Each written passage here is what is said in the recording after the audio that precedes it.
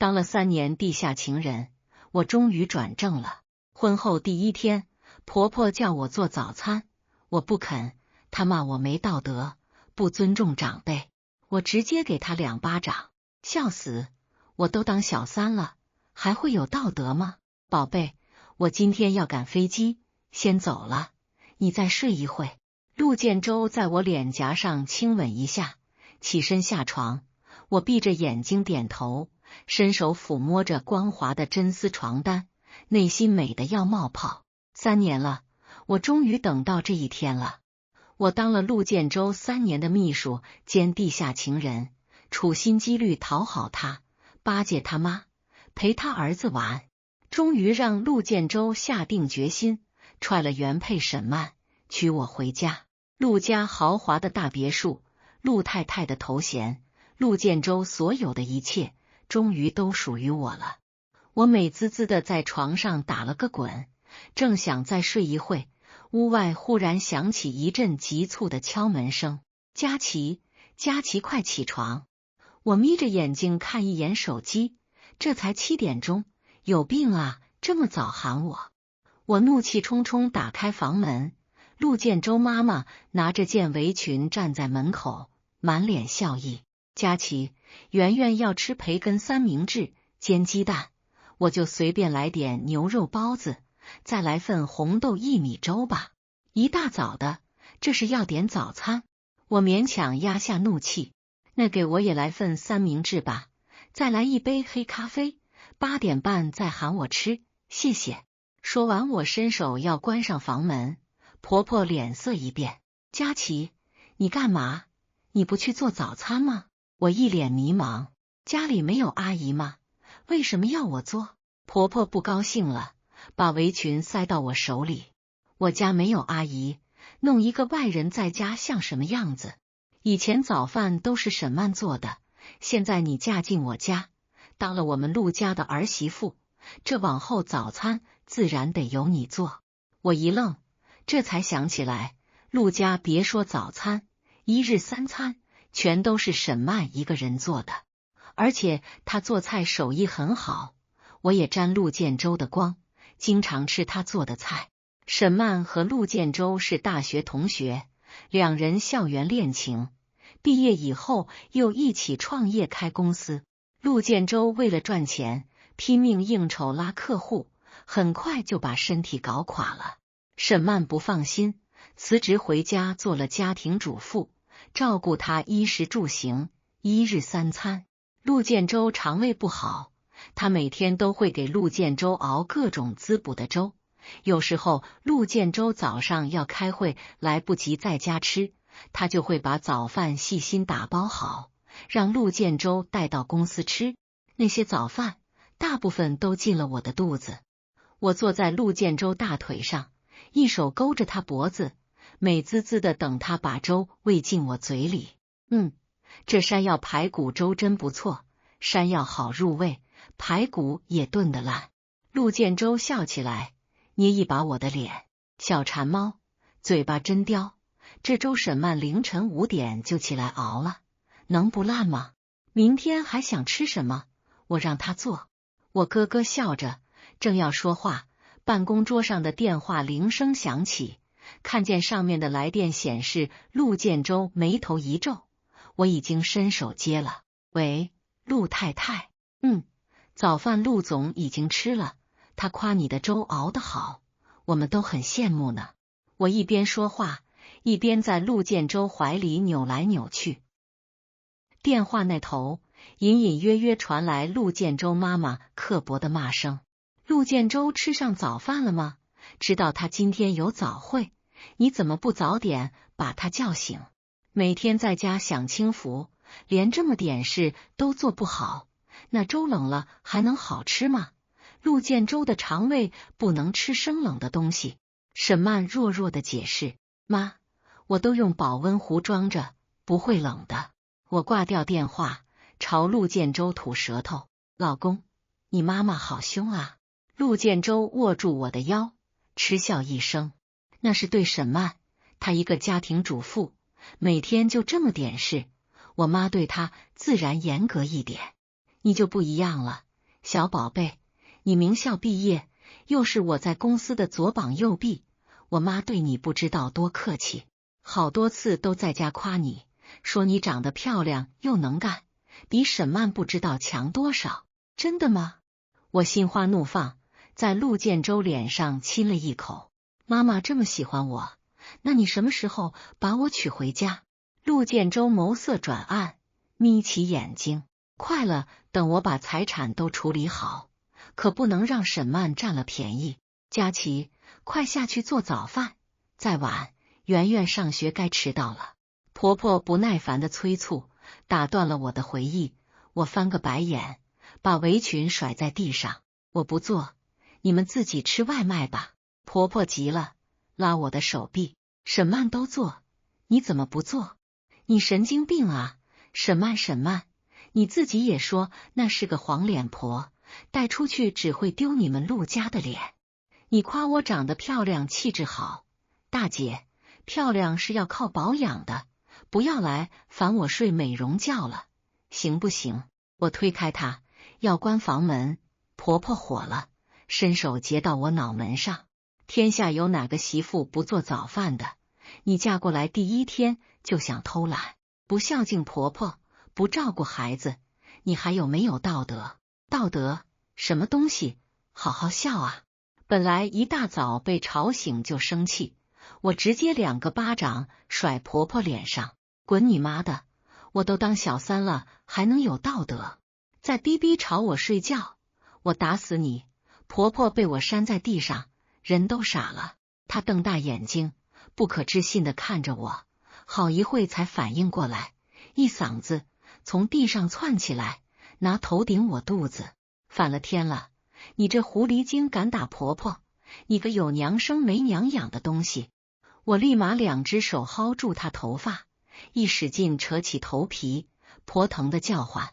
为了维持身材，我每天最少在健身房撸铁1个小时。别看我长得瘦，力气可大得很。你有教养，你个老不死的！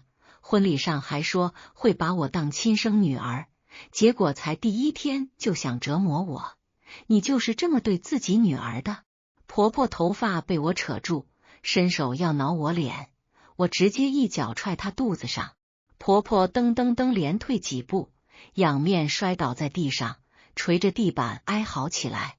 杀人啦！周佳琪这个狐狸精杀人啦！对面的房门打开，10岁的陆远扬揉着眼睛，一脸吃惊的看向我们。佳琪妈妈，你们为什么打架？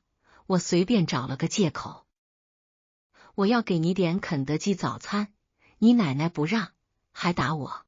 果然，陆远扬眼神马上变了，他凶狠的瞪着陆建州妈妈。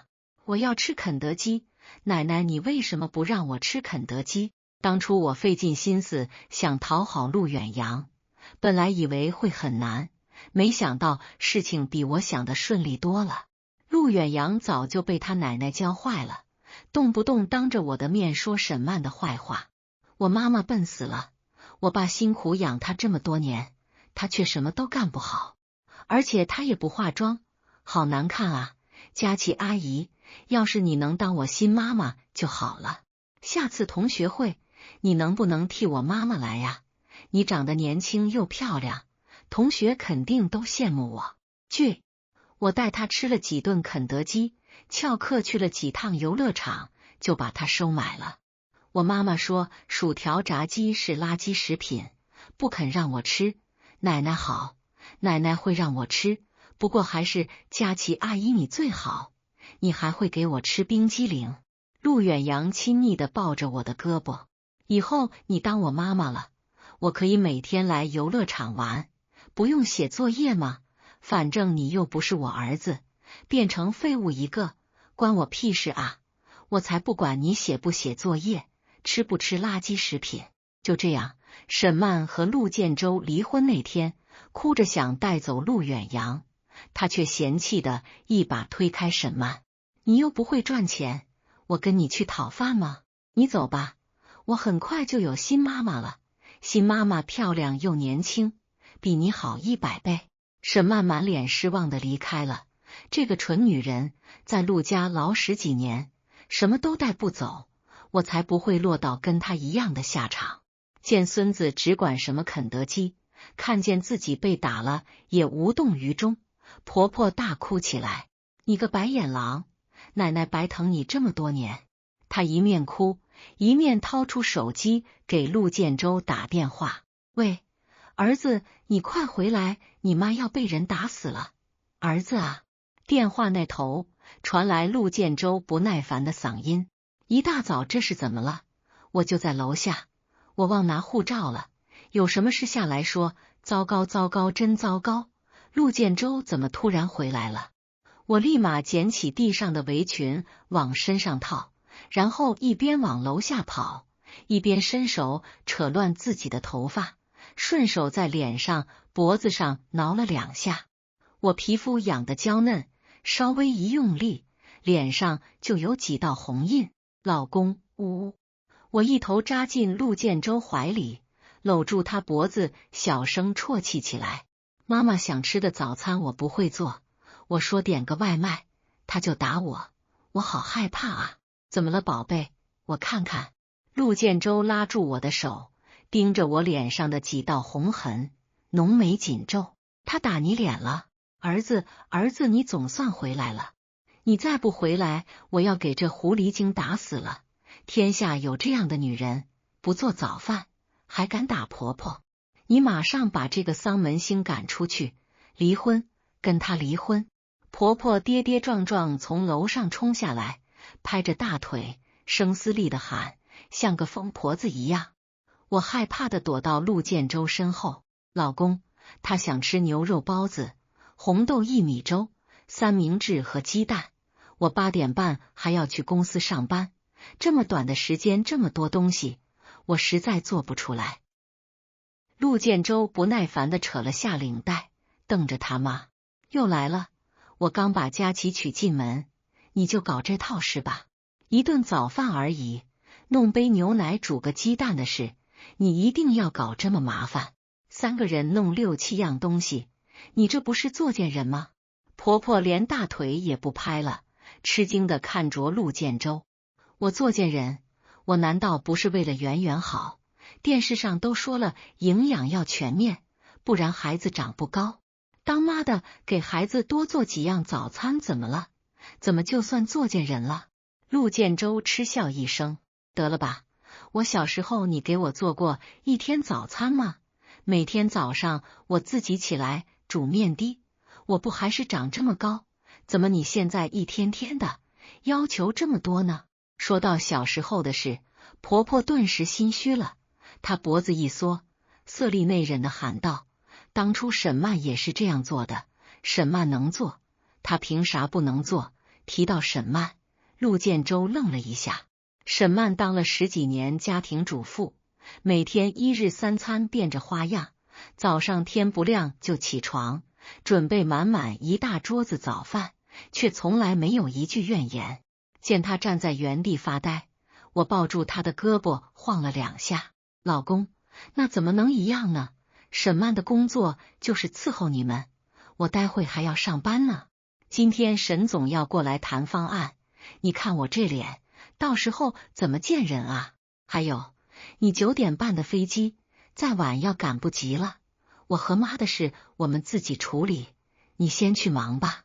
还是你识大体，老婆，等我回来给你买礼物。”陆建州亲了我一下，走到旁边茶几上拿起护照，看婆婆一脸失落，他又不忍心。不过宝贝，外卖确实太脏了，这样吧，你明天起早点做早饭，不用那么复杂，简单来几样就行。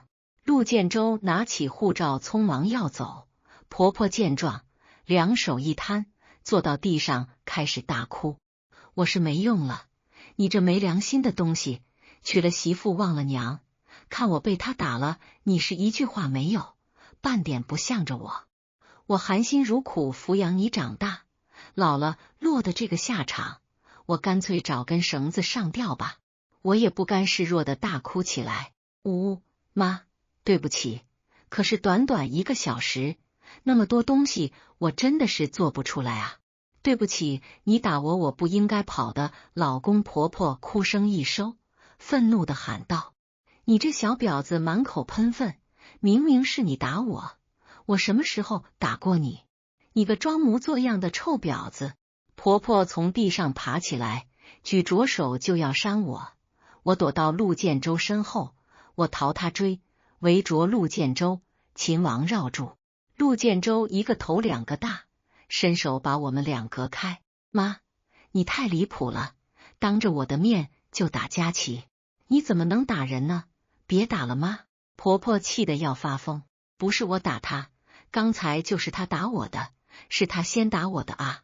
你看看我脸上这疤糖印，不信你问圆圆。对，问圆圆。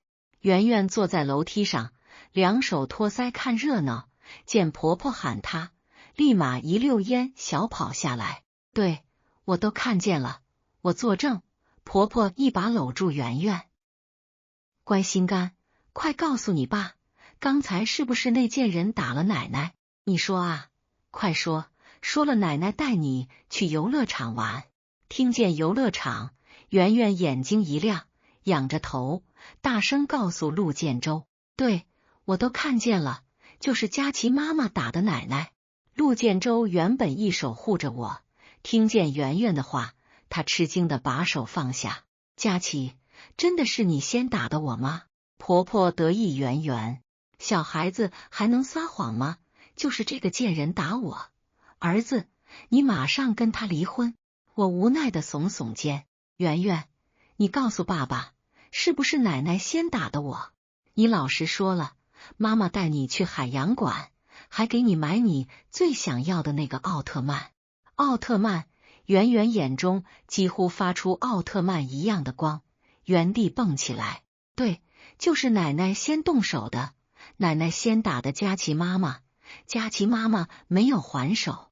看见圆圆的反应，陆建州这才明白过来，他气得一手拍着胸口，化身咆哮地：妈，你怎么能公然用玩具引诱小孩子撒谎呢？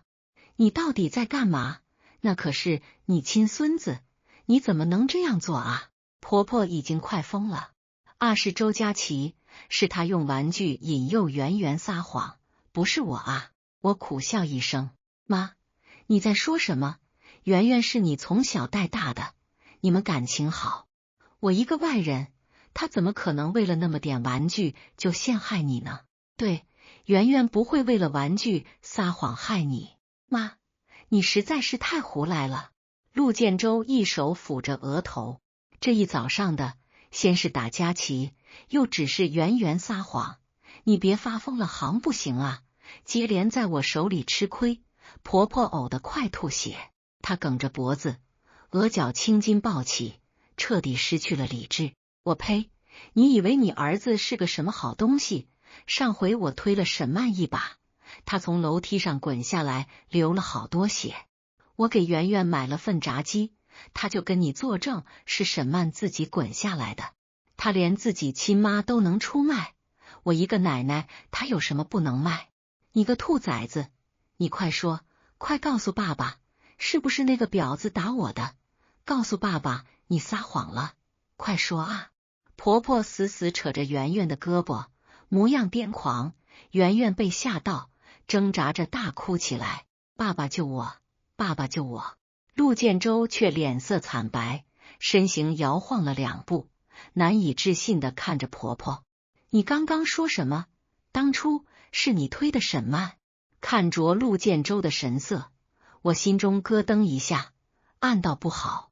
当初我和陆建州结缘，就是因为这件事。我是4年前进的公司，那时候陆建州和沈曼感情其实就已经不好了。他对沈曼有很多不满，即使下班了，也不愿意回家，而是一个人坐在办公室里发呆。他不走，我自然也不敢下班，就留在办公室里陪他。他偶尔会跟我吐槽几句，说家里现在的氛围让他窒息。我还记得那天天很冷，外面飘着雪花，办公楼的灯几乎全黑了。陆建州一个人坐在办公桌后，闷头喝啤酒。佳琪，你说人为什么会变得这么快？陆建州晃着手中的啤酒，神色恍惚。当初她是多好的一个姑娘啊！大学时候，沈曼家境比我好，每次到食堂吃饭，她会多打几个肉菜，然后把肉都夹我碗里，说今天的肉不好吃，让我帮她吃掉。我大学毕业的助学贷款，她偷偷帮我还了，还让导师说是因为我毕业成绩优秀，学校给免除的。她总是这么善良，这么包容，帮我的时候也小心翼翼地呵护我的自尊心。这么好的沈曼，为什么结婚后变成这样？陆建州用手撑着额头，眼眶通红。可能他本来就看不起我妈吧。有时候我回到家里，我妈红着眼眶看我，什么都不说，我也不敢问。我和沈曼吃了这么多苦，好不容易走到这一步，她抱怨我在家时间少，和我妈在教育孩子方面有点小矛盾，我都可以原谅她。可是她怎么能这样呢？她怎么能陷害我妈？那是我亲妈啊！她居然把电视剧里宫斗那一套用在我妈身上。不止我妈，她甚至冤枉6岁的儿子撒谎，当着我的面就想逼孩子改口。我真的搞不懂，当初那个心地善良的好姑娘到底去哪了？陆建州狠狠拉住我的手腕，到底去哪了？哎呀，陆总，你松手，你捏得我好疼啊！我娇嗔一声，顺势跌坐在陆建州怀里。接下去顺其自然，我和陆建州在办公桌上翻云覆雨，沈曼一个人孤零零的躺在医院的病房里，给陆建州打了无数个电话，电话铃声一声接一声。陆建州烦躁的把手机摔在地上，世界终于清静下来。我知道，我的机会终于来了。那件事是陆建州心底的一根刺，也是压死他们感情的最后一根稻草，让他对沈曼的人品产生怀疑，继而放大他生活里很多事情就都成了别有用心。现在被他知道了，沈曼是冤枉的，那陆建州该不会后悔回头去找沈曼吧？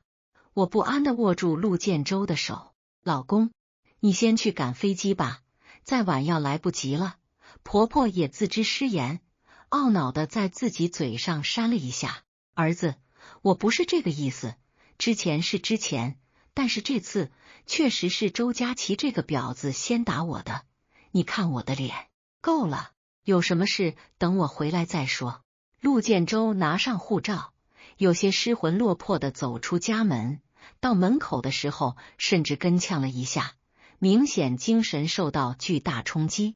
沈曼对他的影响比我想的还大，我心里越发不舒服。等大门一关，我立马扑过去，薅住我婆婆的头发，左右开弓，大耳刮子使劲抽她。你这死老太婆，不会说话就不要说，你他妈长的是猪脑子吗？啊，打死人了，臭婊子，我跟你拼了！婆婆反手挠我，我人高手长，钳制住她动弹不得，她使劲挣扎，也还是被我打得猪头一样。婆婆心生惧意，抽个空转身就跑，边跑边哭。丧良心的臭婊子，我要去告你，报警抓你！她伸手正要开门，我已经飞奔到她身后，一手扯住她的头发，把她往后拖。你敢报警？你报警试试！陆建州不在，我马上打电话联系精神病医院，把你送医院里去。圆圆，待会警察来了，你给妈妈作证，就说奶奶发疯了，把自己弄成这样，听见没有？妈妈给你买10个奥特曼。圆圆在旁边拍手，好的，坏奶奶，臭奶奶，刚才还掐我胳膊，就让警察把你抓走。陆建州妈妈，我从刚开始接触就知道这人不是什么好鸟。那时候陆建州请了公司几个同事回家吃饭，他坐在沙发上，摆出一副阔太太的样子，把沈曼芝使得团团转。佳琪，听说你是名校毕业的，可真厉害啊！沈曼，你大学那个学校比起来可差远了吧？你看佳琪这么厉害的，都只能在我儿子手下打工，你还能当陆太太，不知道是几辈子修来的福气。一顿饭的功夫，他言语中处处羞辱沈曼，要把他压一头。他似乎忘了，陆建州和沈曼是大学同学，并不比沈曼高级。对付这种人，就应该在刚开始的时候把他收拾得服服帖帖，不然你对他稍微客气一点，他把客气当福气，会把你踩在脚底下。想到这，我又朝婆婆肚子狠狠踢了几脚。报警！你报警！你报啊！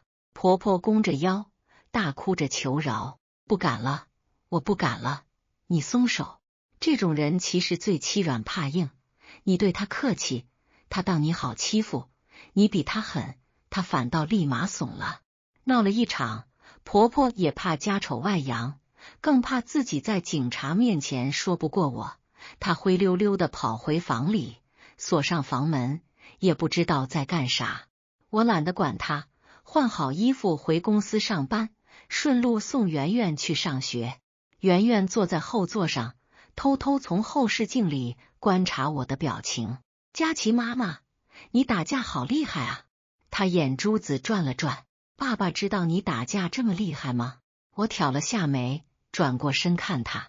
怎么，想跟你爸爸告状啊？圆圆狡黠的笑起来。佳琪妈妈，我今天不想去上学，想去游乐场玩，还想吃肯德基。行行行，去玩吧，我中午来接你吃饭。公司隔壁的商场就有一个很大的儿童玩乐中心，圆圆在那办过年卡。我拐了个弯，直接把车开去商场。圆圆兴奋的两眼冒光。佳琪妈妈，你真好，你放心吧，我肯定站在你这一边。送她进游乐场以后，我回公司处理工作，等忙到中午，又把圆圆接出来去隔壁西餐厅吃午饭。什么炸鸡、薯条、冰激凌，想吃啥就吃啥。圆圆胃口很大，以前被他妈节制惯了，现在乍然得自由，哪里肯罢休。他一口气吃了3个冰激凌，还想再吃。我低着头，一边玩手机，一边招呼服务员：再来2份冰激凌。服务员面露难色，劝道：女士，这孩子一下吃这么多冰的，这样吃要吃坏肚子的。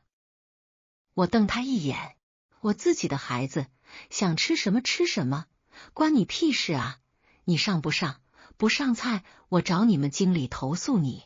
服务员灰溜溜的走了，圆圆满嘴奶油，得意的挥舞着手里的刀釉。佳琪妈妈，你真厉害，还是你对我最好了。我赞许的拍拍圆圆的头。那当然了，圆圆乖，我最喜欢圆圆了。还是收买小孩子最简单，花一点钱就收获一堆彩虹屁，不像那个死老太婆，心都是黑的。当初我跟陆建州好上以后，我想讨他欢心，逢年过节送了他不少东西，他照单全收，只会用嘴巴说几句好话。佳琪你真孝顺，比沈曼强多了。我家陆建州当初娶的要是你该多好啊！结果呢，嘴里说的这么好听，结婚第1天就要我做早饭，还说疼我，想想都气人。我放任圆圆在游乐场里玩了一整天，下班之后又带她买了好几样玩具，这才回家。才晚上7点半，别墅大门紧闭，我输入指纹解锁，发现门居然打不开，从里面反锁了。我生气的拍门：王翠芳，你给我开门！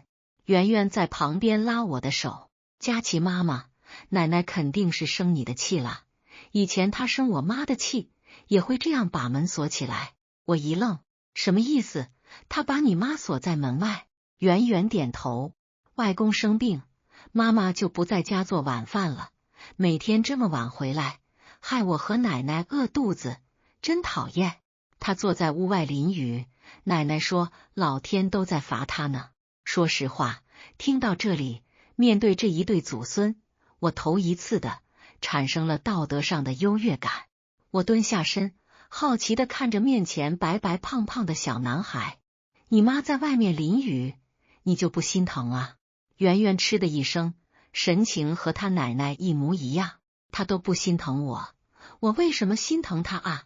奶奶说嫁出去的女儿泼出去的水，她是我们陆家的人，却跑去伺候外公，给外公做饭，让我和奶奶饿肚子，她活该被罚。刺激！我拍拍圆圆的头，从包里拿出手机。你妈是废物，我跟她可不一样。我发了微信给婆婆王翠芳，1分钟内不开门的，我马上联系开锁公司，等把门开，你看我怎么收拾你，我他妈脑浆都给你打出来。语音刚发出去没多久，很快房门打开了，婆婆黑着脸站在门后，冷哼一声，朝我翻个白眼，转身上楼了。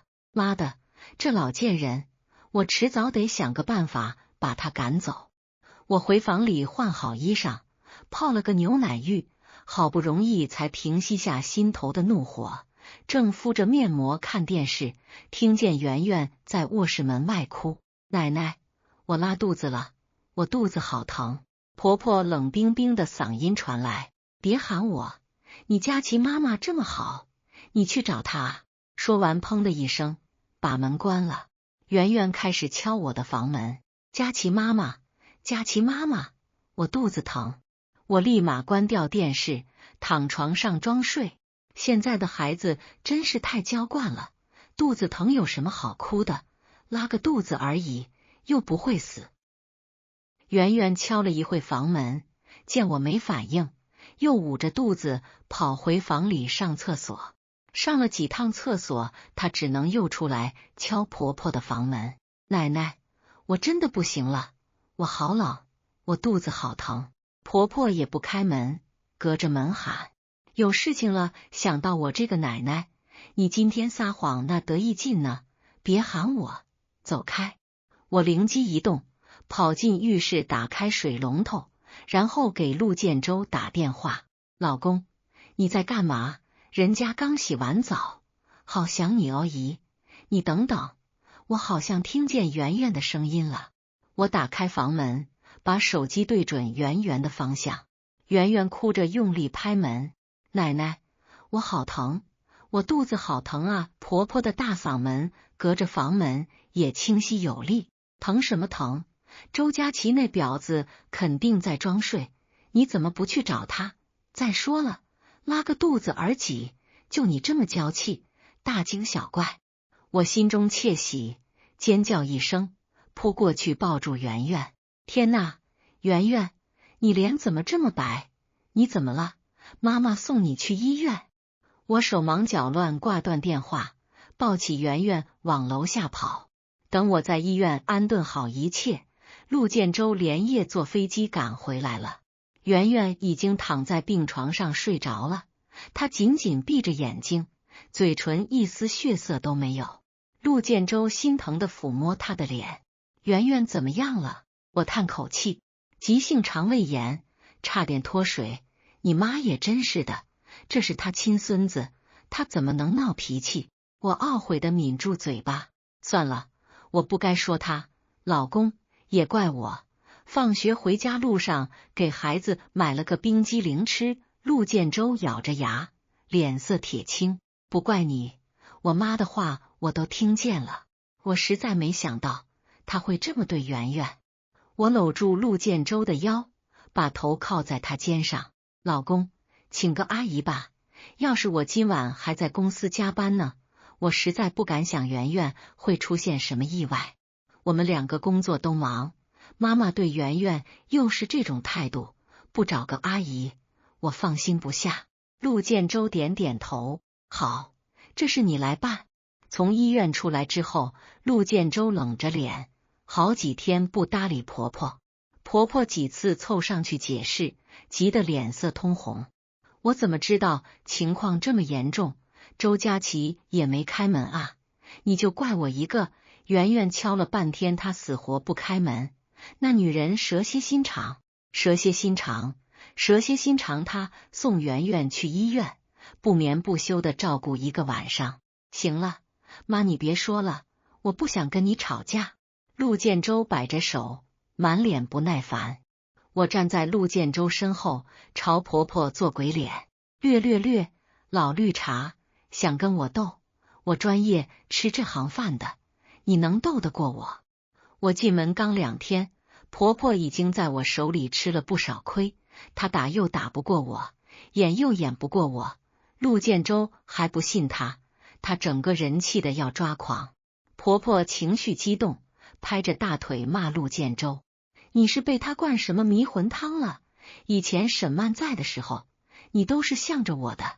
圆圆发烧，沈曼照顾她一整个晚上，第2天没起来做早饭，你也帮着我骂沈曼。你那时候不心疼，现在这狐狸精假模假样，在医院陪几个小时你就心疼，你脑子长裤腰带上了。”陆建州脸色一白，张了张嘴，半晌没说话。我审慢他，陆建州又开始露出那种让我不舒服的眼神。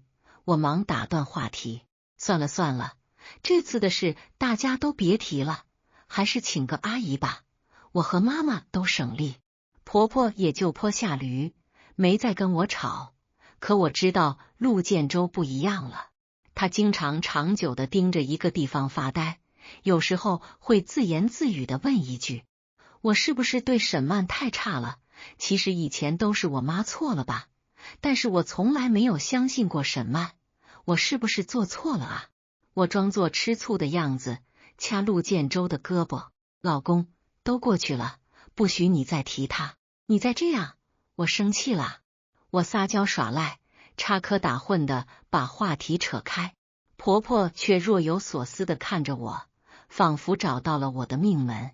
她开始在陆建州面前频繁的说沈曼的好话，故意恶心我。哎，这阿姨做菜手艺不行，还是沈曼做的饭菜好吃。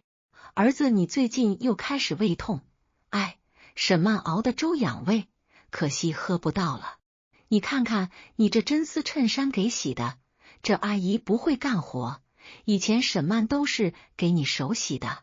沈曼不在，院子里的花都死了大半，没人照顾。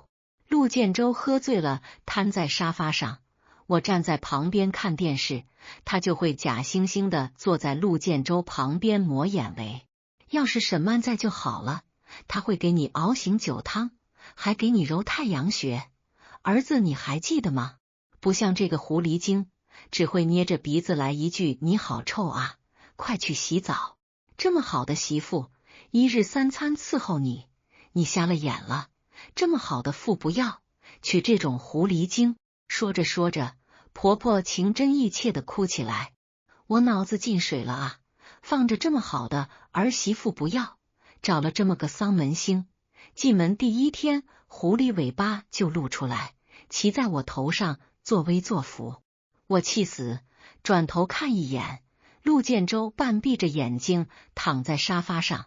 我走到陆建州看不见的角度，狠狠掐婆婆的手臂。死老太婆，你再说一句试试，我打死你！婆婆哭叫起来，去拉陆建州：“儿子，你快醒来看看啊，你妈要被人欺负死了！”陆建州双手抱头，痛苦的喊道：“别吵了，能不能让我清静一会？老婆，我头好疼，老婆，曼曼，给我揉揉头好不好？”听见那个名字从他口中叫出来，我简直毛骨悚然。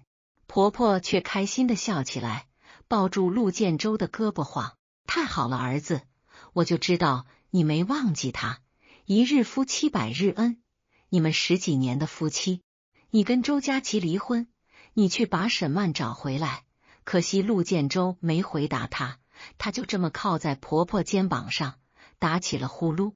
我松口气，一把薅住婆婆的头发，又给她2巴掌：“死老太婆，今天不给你一点教训，你他妈不知道死字怎么写！”陆建州在沙发上呼呼大睡，我按着婆婆在旁边打。这老太婆也是犟，在我手底下吃了这么多次亏，真是记吃不记打啊！不过陆建州就在旁边，我不敢太过分，打人的时候也很谨慎，一手着头发，专往隐秘处打，保证不让别人看见伤痕。婆婆被我打得鬼哭狼嚎，狼狈地跑回楼上锁上房门。陆建州倒在地上，嘴里还在喃喃自语：“老婆，慢慢。”我气得要命，狠狠踢陆建州一脚。呸！贱男人，他那么好，你还不是照样出轨？贱东西，现在装什么深情？沈曼的名字逐渐频繁地出现在陆建州嘴里，我留了个心眼，开始在公司安插自己的人手。男人都贱，吃着碗里的，看着锅里的。现在2个人离婚，觉得沈曼好了呢，我可不能步沈曼的后尘。我开始紧张的盯梢，每天打电话查岗，让陆建州跟我报备他的去处。陆建州苦笑：“曼曼，你这是怎么了？我每天也就……”说到一半，陆建州愣住了，我盯着他，满脸讥诮：“说啊，继续说啊，谁是曼曼？”陆建州惭愧的低下头：“对不起啊，佳琪，我那是口误。”“哼，你口误几次了？我都要怀疑你心里是不是还想着沈曼？你给我买个包，我才原谅你。”我拉着陆建州去商场，2人吃了西餐，陆建州各种赔礼道歉，又带我去奢侈品店买包。陆建州大学修的双专业，其中一个专业就是金融，他自己懂理财，他就用这个当借口，把财政大权都抓在自己手中。他和沈曼结婚的时候，钱都是陆建州管，离了婚，沈曼几乎净身出户，没占到半点便宜。现在我们在一起，他也防着我，每个月只给我几万零花钱，不肯把家里的存款给我管。好不容易抓住他的把柄，我一连挑了3个大牌包，拉着陆建州去付钱。在收银台的时候，陆建州却愣住了，他呆呆地看着面前的女人，挪不动脚步。我顺着他的视线一看，心头立马一紧，居然是沈曼，而且是大变样的沈曼。这才离婚4个月，沈曼的气质和以前完全不一样了。她穿着修身的黑色连衣裙，肌肤白皙，曲线姣好，化了精致的妆容，乍一看还以为是什么千金小姐。沈曼手里也拿着一个包，是最新的限量款。刚才我问的时候，店员明明说没货了，他怎么会有钱买这种包的？难道陆建州离婚的时候，其实付了一大笔钱给他？我转头一看，这才发现沈曼旁边还站着另一个男人，穿着西装，戴着金丝眼镜，气宇轩昂，比陆建州帅多了。我嗤笑一声，还以为是什么好东西呢，也没比我干净多少啊！刚跟陆建州离婚，就攀上富二代了，谁知道是不是以前早就勾搭在一起的？哟，这不是沈曼姐姐吗？这是姐姐新交的男朋友呀，好大方啊，带姐姐来这里买包。沈曼，他是谁？陆建州仿佛没听见我说话，上前一步，满脸敌意的看着沈谭旁边那个男人。你小心被人骗了。沈曼却看都没有看陆建州一眼，他拿起包，淡淡的朝旁边那个男人点了点头。走吧。陆建州错愕的瞪大眼睛，一把扯住沈曼的胳膊。沈曼，你什么态度？我跟你说话，你没听见？沈曼冷着脸。陆先生，我们没有什么好说的，再不松手，我报警了。旁边的店员见了，立刻走过来。这位先生，请不要在我们店里闹事。陆建州讪讪的松开手。我们没话说。呵呵，沈曼，你儿子也不要了。沈曼头也不回的往前走。我没有儿子。那个眼镜男转过身，很轻蔑的打量陆建州一眼。曼姐，这就是你前夫啊，吃你啥眼光？沈曼，闭嘴！陆建州失魂落魄，我跟他说话，他完全都没反应。到家之后，他拉住圆圆，像抓住一根救命稻草。儿子，想不想妈妈？圆圆正一边看电视一边吃炸鸡，满嘴油，摇着头，不想。爸，你起开，你挡着我电视机了。陆建州眉头紧皱，圆圆，你是不是胖了？我翻个白眼，陆建州果然是半点心思都没在自己儿子身上。这都多久了，才发现啊，圆圆每天炸鸡、冰激凌的各种垃圾食品，能不胖吗？儿子，你来给妈妈打个电话。陆建州把手机递给圆圆，我再也忍不住，冲过去一把抢过手机，摔到地上。陆建州，你够了！那贱人一出现，你就掉了魂是不是？你当着我的面就敢联系他，现在我才是你老婆，你到底有没有把我放在眼里？这是我第一次对陆建州大吼大叫，他往后退了一步，错愕地看着我。佳琪，你胡闹什么？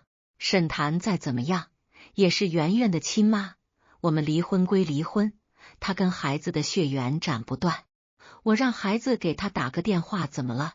你别无理取闹。婆婆从厨房端了盆水果出来，正好听见陆建州的话，她眼前一亮，走过来把水果放到圆圆面前。对对对，儿子，离婚归离婚，他得来看看圆圆啊。这样吧，我打电话给他，叫他明天来家里。婆婆自信地掏出手机，迫不及待拨通沈曼的电话。您好，您拨打的电话正在通话中。一连几片都是，婆婆还要继续打。我捂着嘴笑起来，哎呦，人家都把你拉黑了，哈哈哈，还上赶着叫人来做客呢，真是笑死人了。别人找了个小奶狗，日子不知道多少道摇快活，什么儿子不儿子的。婆婆脸色一变，什么意思？她这么快找男人了？她不跟我们陆建州复婚了？这死老太婆！要不是陆建州就在旁边，我真想锤死他。复什么婚？你当我死了是不是？老公，老公，你看妈我嫁进这个家当牛做马，他心里只有沈曼，就没正眼瞧过我。我哭着扯住陆建州的胳膊，他只是烦躁地把我推开，一个人转身上楼了。别吵了，让我清静一会。看着他离去的背影，我脸彻底黑下来。我太懂他这种状态了，他刚跟我好的时候也是这么对沈曼的，一接到沈曼电话，他就满脸不耐烦。妈年纪这么大了，你就不能包容他一下？别吵了，让我清静一会行不行？公司电梯每天那么挤，衣领蹭上口红不是很正常？曼曼，你别无理取闹了。男人只会用发脾气来掩饰自己的心虚，他肯定变心了。接下去的几天，我和陆建州开始频繁争吵，泼掺和在里面，添油加醋，家里每天鸡飞狗跳，我整个人都精疲力尽。这天晚上，等陆建州睡着之后，我偷偷打开了他的手机。曼曼，你过得好不好？曼曼，今天妈又跟我告状了，她和佳琪相处的也不愉快。我现在才意识到，妈的性格确实有问题，以前都是我错怪你了，你会原谅我的吧？我们以后还是能做朋友的，对不对？曼曼，下班了，我不想回家，我现在一个人坐在办公室里。还记得咱们刚租下这间办公楼的那天吗？连桌椅沙发都没有，我们两个人坐在地上，共同吃一碗泡面。你说那是你最幸福的时刻，落地窗外的霓虹灯映在你脸上，那一刻的你真美啊！我现在闭上眼睛，还能想起你当时的笑脸。曼曼，我胃好疼，我难受，佳琪从来不管我。沈曼早就把陆建州拉黑了，通篇都是陆建州的自言自语，一连串触目惊心的红色感叹号，像一个个巴掌打在我脸上。我浑身颤抖，气得想把身旁这个虚伪的男人掐死。手机震动，又一条信息跳了进来。谢恒，我都不知道你是怎么想的。当初沈曼是我们班长啊，你们创业公司框架也是他搭起来的，他能力比你强多了，当了几年家庭主妇，你就把这些全忘了。谢恒是陆建州的死党，两人关系一直都很好。自从我们结婚后，他们联系就很少了。我网上翻了下聊天记录，才发现陆建州在向谢恒打听沈曼的近况。他现在跟江燕合伙开直播公司呢，听说几个号都爆了，做得挺火的。江燕你还有印象吗？就那小学弟，我们大三那年，他刚大一，一进校就疯狂追求沈曼。可嗨，慢慢水，我想喝水。陆建州翻了个身，咳嗽起来。我忙把手机关掉装睡。他喊了一会，见我没反应，自己坐起身，抱着被子，长长的叹了一口气。陆建州起身下床，走到床尾柜子那边拿水杯。他顺手拿起手机，打开看了几眼，冷笑道：“江燕，怪不得有点眼熟，原来是他。”我心里呕得要命，但只能忍着，钱都在陆建州手上，我现在跟他闹翻了，没有半点好处。我本来想憋着这口气，可我婆婆却开始挑事。第二天，陆建州先去上班了，他当着我的面给亲戚朋友打电话，把我骂得一文不值。丧门星、狐狸精，每天穿几片布，连门口的保安他都要抛媚眼，真是连沈曼跟汗毛都比不上。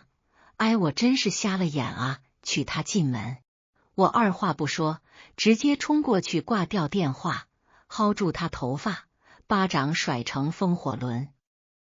你个老婊子，我忍你很久了，记吃不记打是吧？婆婆惨叫起来：“你又打我！你都打我多少次了？哎呦，我这把老骨头要没命了！打的就是你个老畜生，一天天见不得儿子好。沈曼在的时候，你作践沈曼，我在你就作践我，谁当你儿媳妇谁倒霉。你他妈心理变态，你自己想嫁你儿子吧！”周佳琪一声厉喝从门口传来，我转头看了一眼，吓得魂飞魄散。老公，你怎么还没走？我婆婆大笑起来，一边笑又一边大哭。儿子，他以前就是这么打我的。呜呜，你总算肯信我的话，我快被打死了啊，儿子！陆建州大步走过来，狠狠给了我一巴掌。贱人！耳朵里嗡嗡作响，我头昏脑胀，扑过去厮打陆建州。你凭什么打我？是你妈先骂我的，是她先欺负我的。见有儿子撑腰，婆婆立马反扑。陆建州一手摁着我，婆婆趁机使劲扯我头发。狐狸精，臭婊子，我好好的一个家都被你毁了。陆建州也眼眶通红。周佳琪，你敢打我妈？男女之间力气差异太大了，我根本不是陆建州的对手。我权衡一下，立刻讨饶：“对不起，老公，我错了，我以后再也不敢了。”可是他一直欺负我。呜呜，老公，我也是迫不得已。我被陆建州和他妈压着狠狠打了一顿，我大哭不已，闹了一通，三个人坐在地上喘匀。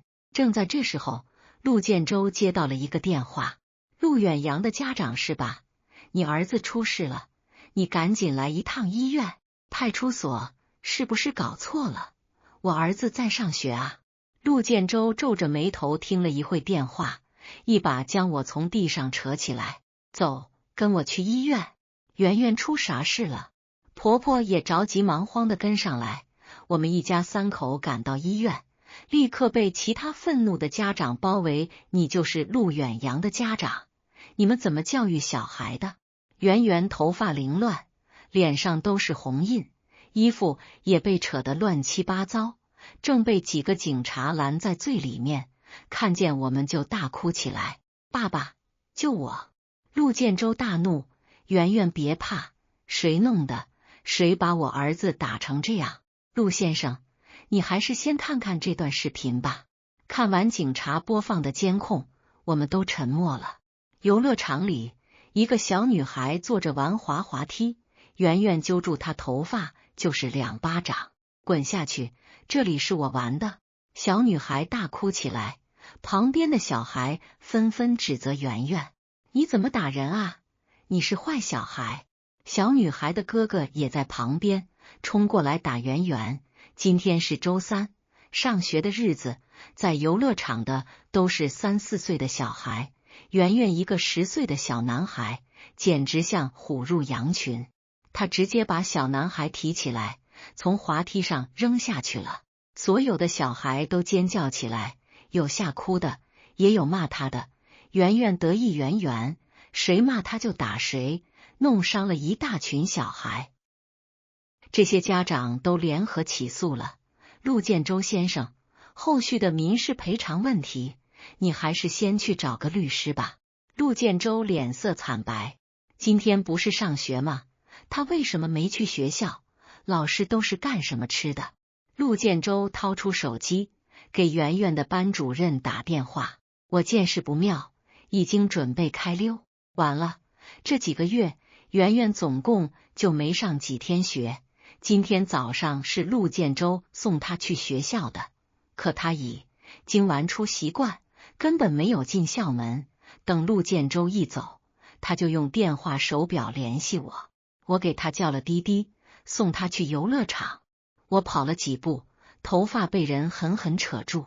陆建州目眦欲裂：周佳琪，你要毁了我儿子，你这贱女人，离婚，我要跟你离婚。事情已经闹成这样，我反倒不怕了。我狠狠唾了一口，想离婚？好啊，拿1半家产来，不然你休想。陆建州气得发狂，直接回公司宣布把我开除了。他把我的衣服收拾好，把行李扔在地上。周佳琪，从我家里滚出去！我只是冷笑，往沙发上一躺。这是我家，谁都没资格赶我走。我说过，想离婚，拿钱来。陆建州一脚踩在我肚子上，冷笑道：周佳琪，别他妈给脸不要脸，你知道吗？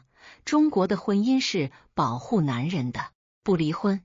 行啊，我怎么打你？都是家暴，你受得住？你就在我家待着。陆建州抄起茶几上的烟灰缸，狠狠砸在我头上。我发出一声惨叫，额头上血流如注。婆婆在旁边拍手：打得好，打死这个臭婊子！我一边哭一边朝外跑。